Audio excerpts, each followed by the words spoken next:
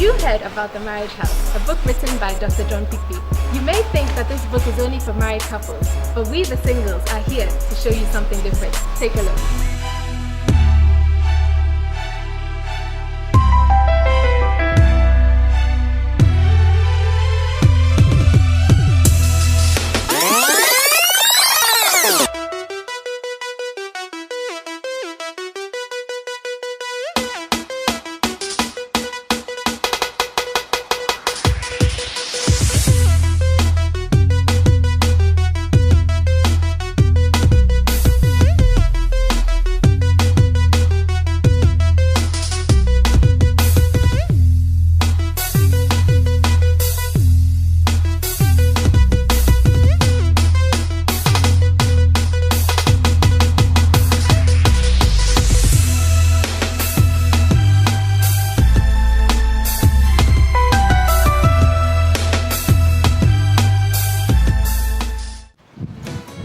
I agree with the author for saying that a good or bad marriage doesn't just happen.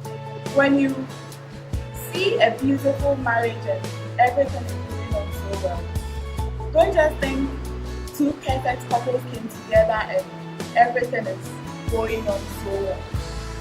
So much work, in fact, so much hard work has gone into that kind of marriage. I think a bad marriage starts from the courtship, where when you begin to overlook very important ingredients, like the person being a Christian and the person wanting to do it right.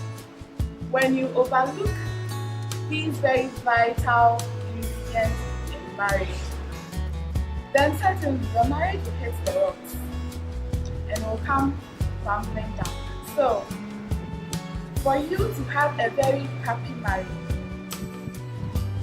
you need to take into consideration the God factor, both of you knowing Christ and knowing Him well, not just doing any 2x4 Christianity, and taking yourself serious and taking the whole marriage thing as a big business. I think with this, you'll be able to build a very happy marriage, in fact, till death. I think that statement was very true, because you don't just wake up one day and have a perfect marriage. It has a lot of things to do with you, both of you, how you want your life to be. And you don't just wake up one day and think that my marriage is going to be perfect. You need to be sure, like I said earlier on, about the guy I want to marry should really have Christ as a hallmark. He should be willing to live a life pleasing to God. I think that if that is like the ultimate goal, you wouldn't have to, a lot of the times, struggle through marriage. There are several reasons why people would get into marriage which doesn't really help. So, for instance, many people dream of a very flamboyant wedding when they have really no money. So they would have to go and borrow for weddings, extravagant weddings. Then after that, they go hungry and they have to pay the people with the little they have. I think that people should be able to have really simple and nice weddings.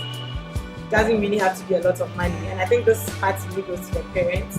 At least we are just dealing with them to just have not too much of a bride price, because it's really scaring some of the guys away. They want to be single because they really don't have the money to pay for all these things. I think as a single person, what I can do personally, I can speak to my parents if possible, reduce what they take as a bride price. I don't know how that's going to work, but I think that there are other things that Dr. Kpikpi highlighted in his book. Prior to your marriage, you need to know that you need to abstain from sex before marriage. I think a lot of the times it just spoils everything in marriage. And you don't need to be too demanding as a lady or as a gentleman. You need to be someone who looks beyond just material things. A lot of the times, many people marry because the person is famous and they want to be part of that fame. So even though they don't love the person, they'll still go ahead and marry the person. The person is rich and famous. What has love got to do with it? A lot of people will say, what is love without money? Yeah, a little bit of love and a little bit of money is like perfect. But we shouldn't just zoom in on just money?